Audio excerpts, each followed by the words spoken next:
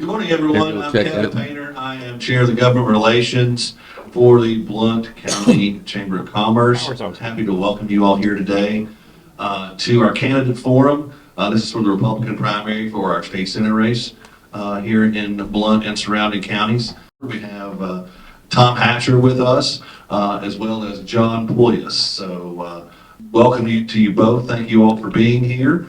And with that, I'll begin with the first question. And Tom, this is to you first. Why do you feel you're a strong candidate for the state senate? Well, I've been in county government for 39 years.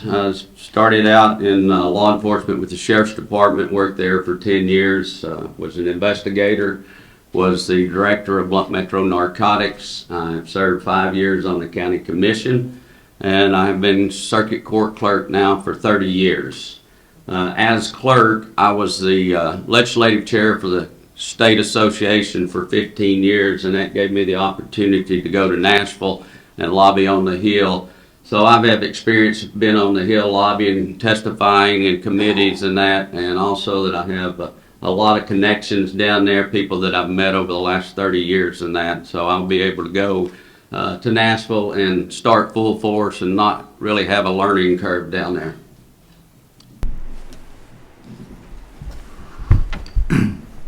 Well, I do not have a government background. My background is business and entrepreneurship. My wife and I used to own the Chilhowie Inn in Waller. Many of you would recognize that. We run that business. I had a successful consulting business. We currently have a property management business that we operate in Monroe and Blount counties. I spent most of my career in manufacturing in the automotive industry, and that's what I bring to the table. Not do things like we've always done them, but a different perspective on how you get things done from a business standpoint. Thank you. John, this second question is to you first. What do you feel are the most significant issues facing the state of Tennessee, and why? There are many issues, in my opinion, facing them, but I think they can all be rolled into one category, and that is growth. We have been discovered. Great place to live, great place to work, great place to raise a family. People are moving into this area by droves, and if we are not careful and don't get our hands around it, we are going to lose the very thing that is attracting people to this state, which makes it a great place to live, whether it be our natural resources, our infrastructure, our economics. And so we just need to get ahead of that and make sure we stay focused. I'm not going to stand up here and tell you I got all the answers. I don't. But I do believe in the people of this state that if we just set our minds to it, we can solve any problem. Well, I think one of the things is I've been campaigning around District 2 that has most of the people have brought up to me is one is they're really concerned, of course, about our economy right now, and I know that we all are also. The other thing that I think is going to be a big issue and is an issue in Tennessee, you would not think, but illegal immigrants coming into the United States, and that we're seeing a lot of that now here. I know there's a lot of children in our school systems now that don't speak English at all, and I know that is a burden on the school systems and that, and having to show special attention to them and trying to teach them and keep them up to speed. One of the other things, of course, is school choice and vouchers. I know that's on everybody's mind. The governor is really pushing that issue, so that's a big issue across District 2. So I've been traveling and meeting with all the directors of schools and been meeting with school board members and business people across the state. And the other thing that has been brought to my attention by everybody is the wokeness that's being taught in schools and that across the state. That is a big issue right now. Parents are talking about that they need control of what their children are being educated with, and I think that's a big concern across the state. Thank you, gentlemen. This is some of the same question, but more specific. What do you feel, and Tom, this will be to you first. What do you feel are the most significant issues facing Blount County? I know you touched on that just a little bit, but what are the most significant issues facing us here in Blount County and why? Well, I think one of the biggest things is affordable housing and our infrastructure here in Blount County. We have grown so rapidly here. The secret got out, I think, a lot quicker than any of us ever would think that it would, and we've been bombarded. So I think that's the issue. One of the things I think we've got to get done in the next few years is the completion of Pullias Parkway. I think that would help us alleviate some of the traffic woes that we have through the city of Maryville. Those are some issues I think we need to tackle.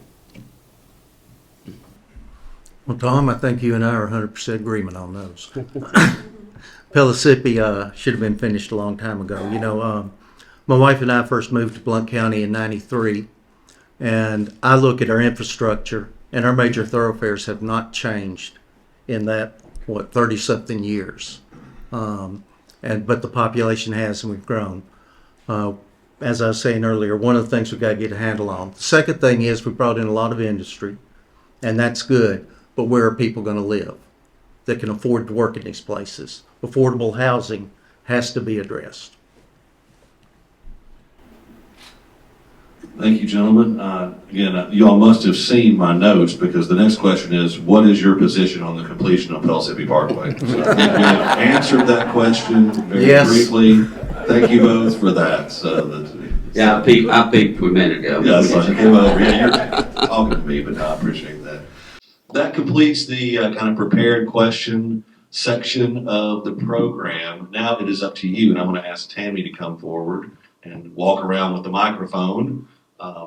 And the floor is yours. So I encourage you all to ask whatever questions that you all would like to these candidates. Again, we'll rotate and let both candidates have a chance to answer. So if you ask the question to one candidate, we will give the other candidate a chance to respond as well.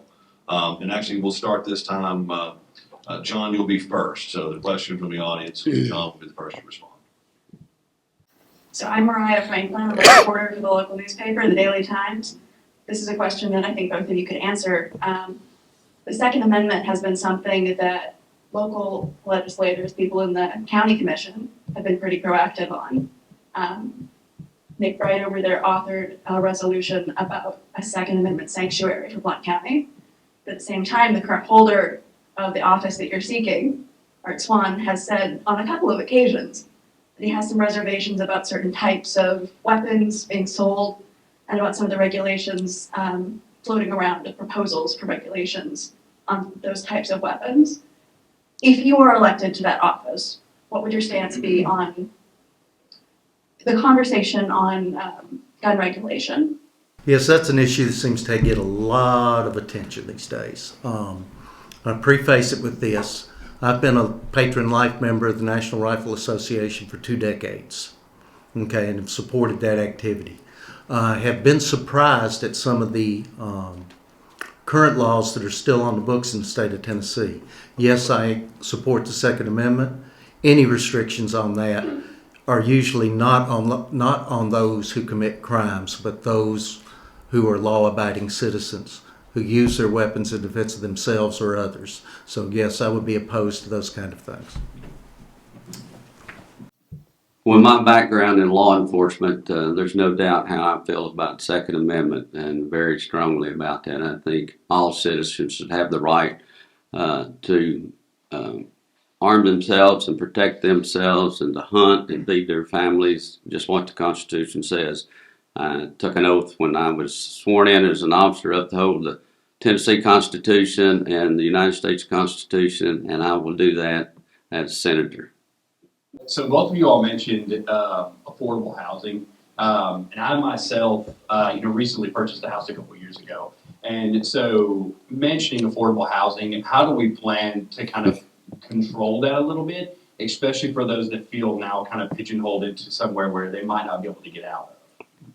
Well, I think affordable housing comes back to the local people first. I think the locals here in Blount County and Monroe and Polk, I think you've got to start there with your agencies here, your local government and your chamber, that as looking into that, and then with what they feel fits Blount County, then that's when we step in. They can come to us with our help in Nashville, maybe to get some new laws passed, and that would help with affordable housing.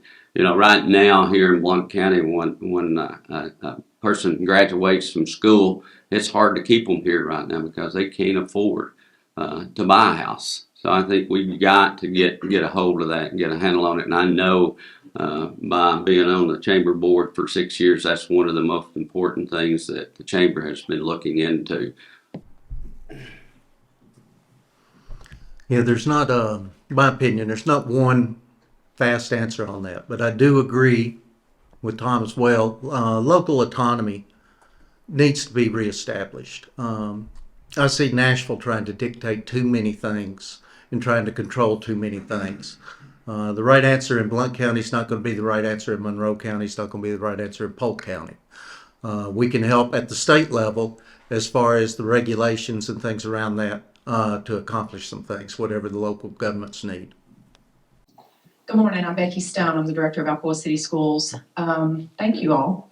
Like both of you mentioned, there's a lot of things going on in public education right now, and have been for a few years. But right now, public education, we seem to be under fire all the time. But the funny thing about that is nobody's really been in our schools to even really see what's going on. People make a lot of judgment calls that just are not true.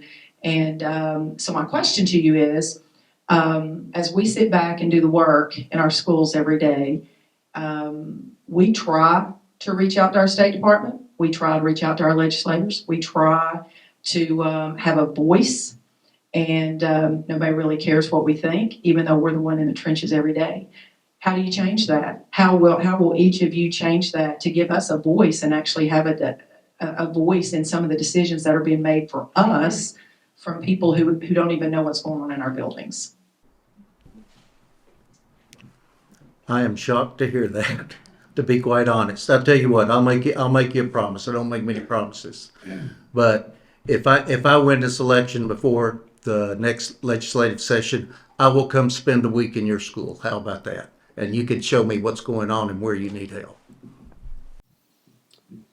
Well, I have spent days in schools and stuff in this county over the years and that, and I know I have met with you, Becky, and the other directors, and I've met with quite a few of the school board members here in both the cities and the county schools, listening to what their concerns are about what's going on. I will continue to do that. I think one of the most important things that me as a state senator is to communicate with my people back home, because you're the ones that I represent. I don't represent Nashville. I represent you, and I promise you this, that I will protect our school systems in District 2. Good morning. I'm Tony Saddy, and I own Get Fit Maryville, about 2 blocks from here.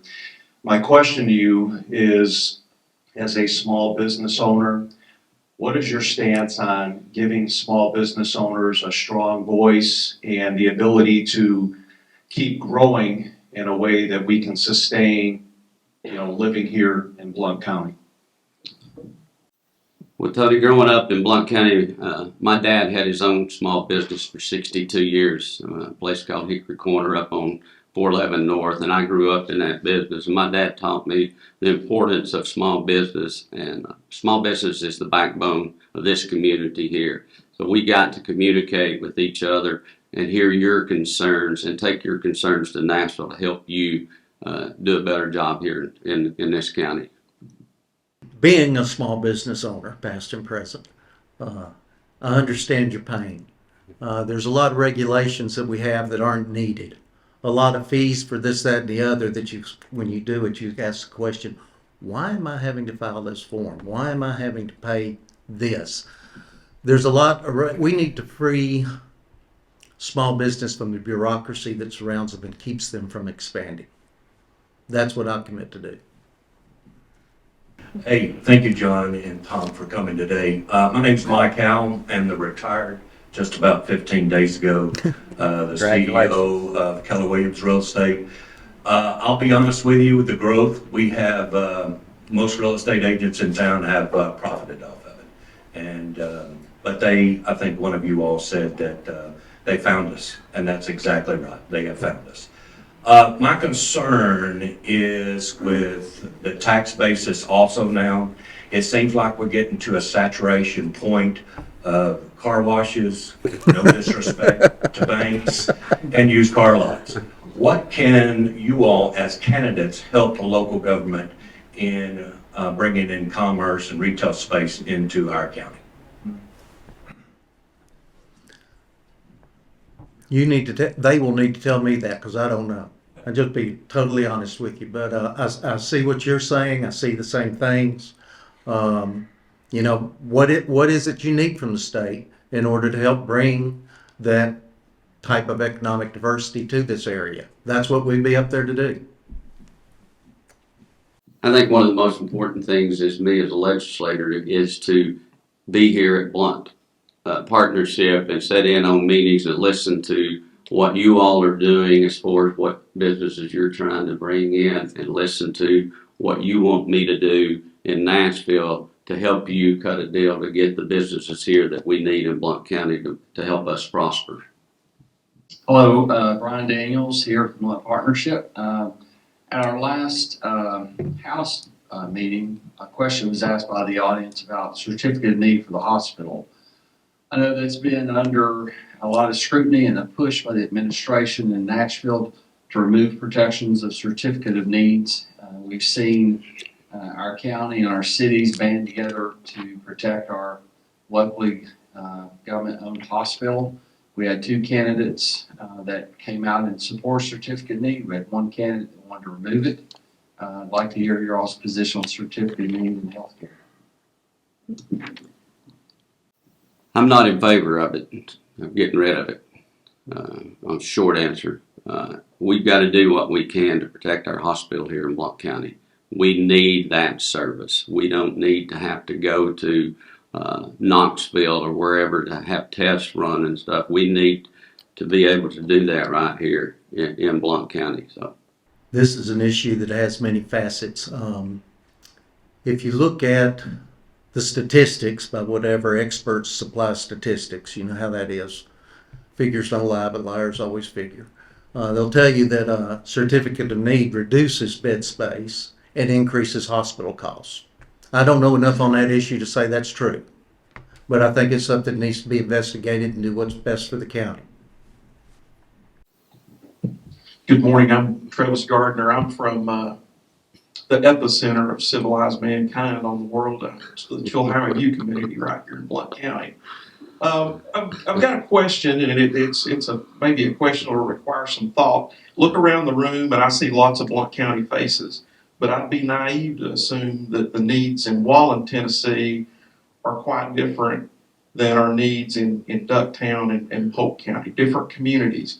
You've both been on the campaign trail and invested some time and energy in learning these communities, and I'm asking, what have you done to become prepared to represent different communities with different needs that may have a disagreement, or what their needs are different than our needs here in Blount County? And how are you prepared to deal with that? Thank you for that question. And though my wife and I have Blount County roots, we currently live in Monroe County. So just for the record, that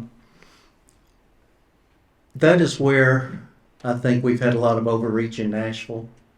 Getting back to local autonomy and what does the local community need? You've got a county commission, you've got school boards, you've got different boards appointed for different things, and we need to let them do their job. What's right here, as you said, is not going to be right in Polk County. Polk's a very unique situation.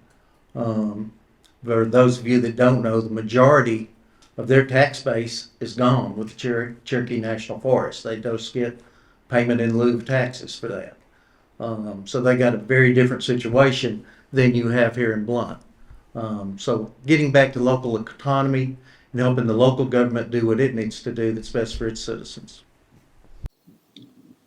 Well, Travis, you're exactly right. One shoe doesn't fit all, especially in this district too, the way that it's diversified in different areas. Polk County has really no tax base. They finally got a deal cut with Food City, and they're in the process of building a new Food City store down there. But the revenue base that they get is basically in the summer from the Ocoee River and the outfitters and that. So what we do down there is going to have to listen to the Chamber of Commerce down there, what they're doing, and the elected officials in each county. To be able, for me as a legislator, to be able to satisfy what each county and group needs in each area. I have a quick follow-up to that. This is a new district, so that you all will serve in. And if you know, those who didn't know, the district's been redrawn. Historically, it was Blount and Sevier County, Correct. and now it's Blount, Monroe, a little bit of McMinn, little Bradley. No, it's all of Polk, Monroe, and just a sliver of Bradley County. So how have you all campaigned again differently? You're seeing new faces and people that have not been represented by our district before. So to both of you, how have you campaigned in this cycle, which is seeing new faces and new people that don't know who you all are or who we are in this part of the state? Well, I think that's one of the advantages that I had when I started. We announced in August, and we started our campaign 10 months ago. But being an elected official for 30 years and belonging to the Court Clerks Association, and also the County Officials Association that has the Register of Deeds, the trustees, the county clerks, and the circuit court clerks, I've been able to interact with all of those elected officials in the other counties and that, and have had a relationship with them. So when I started this campaign, that was where I went first, was to the elected officials and sat down with them. Then we've had meet and greets in Benton, Polk County, Ducktown. We've had about 10 or 12 meet and greets across the other two counties. We had our last one last night in Sweetwater. So we've been trying to get meet and greets and see the people one-on-one and talk to them and see what their concerns are and that. I bought a vehicle 2 years ago. It just now turned 2 years ago, and it just turned 39,000 miles. So I put a lot of miles in it. It needs a new set of tires. Hint. Yes, that's been the same thing with me. Going and traveling and doing the hitting the different vehicles, and my truck's turned 125. So it is a big district. It's a lot of area to cover. Yeah. Meeting people one-on-one is very important. We've done one of the things I did in starting this is full-time devoted to the campaign. That's what I am right now. So I'm spending every waking minute that I can meeting with people. Sometimes take a nap in the afternoon, meet with people in the evening that just have evenings available. I'm also will be your full-time senator. I'm not planning on doing anything else when elected to this position. So, Thank you. Charlie Bernard, Matlock Tire. Both candidates would know that we'll be happy to service both vehicles, regardless of who gets elected. So, but while I am here, John, this question is more for you because I've known Tom for years. In fact, the running joke is I've been praying for him since 10th grade. Anyway, but I don't know your family. Can you tell me a little bit about your family? yes, sir. My family, well, let's see where I want to start with this. I've come from Middle Tennessee. I was born in Nashville, raised in Murfreesboro most of my life. And as I said earlier, we moved here in '93.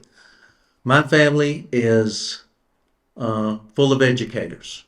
Have an uncle, some of you may have heard of, Athens Clay Pullias was president of David Lipscomb University for about 30 years. Another uncle who was a professor at the University of Southern California. There is right now, endowed by him, Pullias Center for Educational Excellence on that university. I have quite a few gospel preachers as well. My grandfather was a gospel preacher. I have a couple of uncles that were. That's my family background. My dad was U.S. Marine Corps veteran, served in World War II. When he got out, his first job was as a high school science teacher. Went to Peabody in Nashville. After that, went to work for the state of Tennessee, retired after about 30 years with the state and the Department of Finance. I don't know if that tells you enough or not, but that's my background, that's my family. Good morning, gentlemen. My name is Stephen Wilson with Allevia Technology. My question is about school vouchers. So you kind of already addressed this a little bit, but fast forward, one of you've won the election, you're in Nashville. I think the school voucher issue is going to continue to come up this next session. Walk me through your thought process on two questions, really. One, how do you represent the district as a whole in that question? And number two, your own, how do you process how I vote or how I evaluate this particular piece of legislation with regard to school vouchers? Well, I can tell you one thing. I was called to the governor's mansion, and I sure didn't get his endorsement. I've traveled around the district for 10 months, and I've talked to a lot of educators and business people across the district, and the majority of those folks are against vouchers. We don't know what's going to be on the bill that's going to be filed this year. I do know that it's probably going to come up at the very beginning of the session. As far as commenting on that part of it, I want to see what's in writing. As an investigator, my training was that you look at all the facts and gather all the evidence and that, and you interview all the people that's involved in this. If I'm in Nashville, that's what I want to do. And what I mean by that is coming back home and spending time with Director Stone and the school boards and that, and after the bill comes out and sit down with them and see what their thoughts are. Same thing in Monroe and Polk County, to see what's on that bill, and that's where I can take a stand one way or another. But as I said earlier, I promise you that I'm going to protect our school systems in District 2. There was a couple of interesting questions as this was being debated that I never heard asked, never heard pursued. First one, what's in the best interest of the children? What's in their best interest? I never heard that discussed or debated in this whole thing. Everybody quickly jumped to one side or the other, dug their heels in, and then yelled at each other trying to defend their spot. Am I right? That's what we saw take place.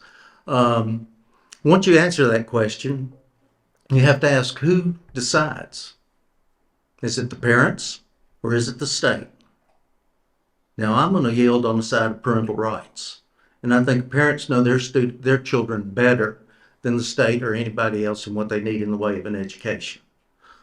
The other question that never was asked is, why are we so concerned about this?